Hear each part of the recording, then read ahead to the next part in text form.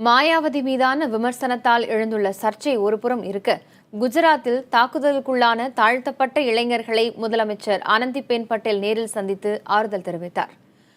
கிர் சோம்நாத் மாவட்டத்திற்கு உட்பட்ட மோட்டாஸ் மத்தியாலா கிராமத்திற்கு சென்ற முதலமைச்சர் ஆனந்திபென் பட்டேல் பாதிக்கப்பட்ட இளைஞர்களின் குடும்பத்தினரை சந்தித்து ஆறுதல் தெரிவித்தார். இந்த சம்பவத்தில் தொடர்புடைய குற்றவாளிகள் அனைவரும் தண்டிக்கப்படுவார்கள் என்றும், இதுவரை 16 பேர் கைது செய்யப்பட்டிருப்பதாகவும் முதலமைச்சர் கூறினார். இதையடுத்து ராஜ்கோட் மருத்துவமனையில் சிகிச்சை பெற்று வரும் 4 இளைஞர்களை சந்தித்தும் முதலமைச்சர் ஆறுதல் கூறினார்.